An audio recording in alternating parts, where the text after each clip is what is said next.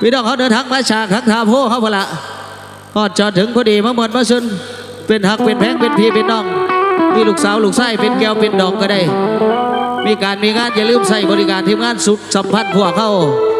ยินดีครับใส่ตามคำเสนอเนาะและในทานกาสิมาทั้งส่วงดึก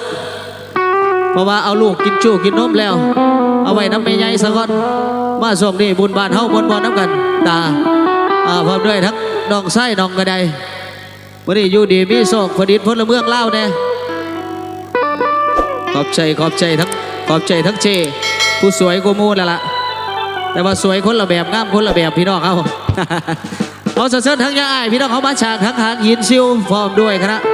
ไปเกียรติจับช่องทั้งคนใจกูฟอนนางสาวอยากลืมเมียเขาเมื่อนี้ทีมงานสุขสัมพันธ์สิทดลองเบิ่งเป็นจังไหนสิลืมได้คันมีงานเป็นกลับไปฉากคือเก่าก็ได้ลืมบ่ได้พ่อกันคือเก่าหันละดาว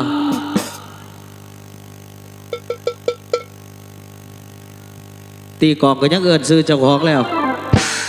หน่อยเอาเสื้อทั้งยาอ้ายยาไส้ข่อยเด้อบาดดิกันมาซาสิไหมอีก2 แก้วเจ้าน้ำหนักมาทักให้เกียรติเสริมสร้างบรรยากาศเนาะหลายท่านพี่น้องสมาคมคนบางวันทีมงานคนโสดทีมงานชาเหลิมมาอย่าว่าหลายมาซะเดช่วงนี้เกี่ยมพร้อมที่จะมวนชะมันเพราะว่าฟิวสิได้มาชาเคลื่อนไปละยังรอดทั้งไอ้เจ้าหน้าที่เขาตอบสนองบรรยากาศพี่น้องเขาออกมามวนน้ำกันมาดิ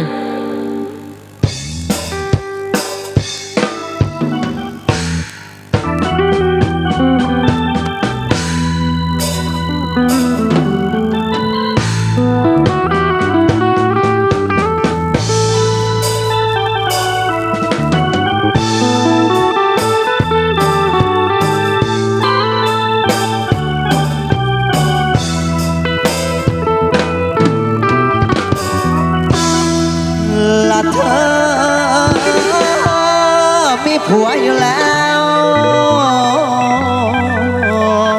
เป็นยังเหตุให้ใส่ลอกบอกให้มาตามตัวบอกว่าอยากหลอกพ่อหน่อยนี่มาคอยตัวอายบอกว่าบ่มีไผจนตัวอายนี่ลงเสือเมื่อใจเอาเลยจึงได้เห็นจึงได้โหมีผัวสอนก่อนที่สายหลานจะไม่ได้ให้อายหลานทนทุกข์น้อยเอาหากเพียเขาหัวใจเฮ็ดจากใดสิเดิมได้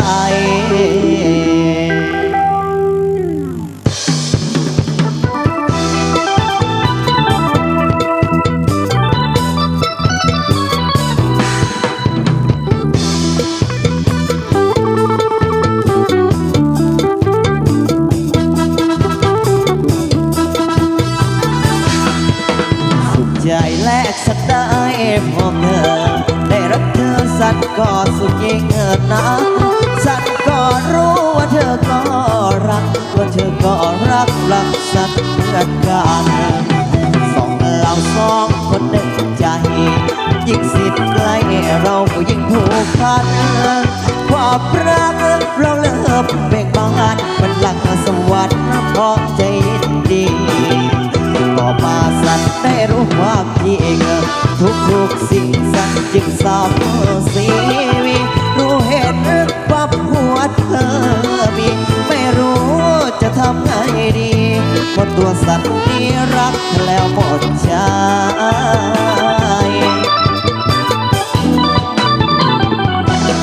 กับเพื่อนของอายและเวทคือเธอจึงมาบอกพิพานกับของอายและเวทคือเธอจึงมาบอกพิพานแล้วจะสปีเนี่ยละ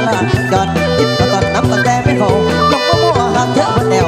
เส้นแปวว่ายังไม่เห็นมาหูกันแน่มันทุกข์แต่บ่มีสักเศร้าหูว่าเจ้ามีคู่นั้นเดียงหัวนั้นเดียงบอกมันเป็นนักเด้เสียเวลามาบอกกับพี่มาเห็นกันยังเสียหูทักลายมารักสักทำไมรักทำไมรักษ ฉันทำไมเธอก็รู้เธอมีคู่ใจนี่คืออะไรมารักทำไมไอ้สัตว์ต้องตกผมใจให้หรือตัวเธอยังรักละเมอทุกวันทุกคืนที่รักของคนอื่นรู้ไหมแค่นอนเสื่อมต้องผมใจเปื้อนดักจากใจเราไม่เอาบอกมีสักสื่อไม่เอาบอกมีสักสื่อวันขึ้นบอมแต่อยู่ตัวพิเศษเป็นเพียงแค่สู้แค่สู้แค่สู้สาวบาทเป็นพยัญต้องจบกันแล้วท้องวันที่ดีพวกไอ้นี่มาใส่กันไปรักกันได้ก็เงินได้จากเจ้าคิดถึงบ่เศร้า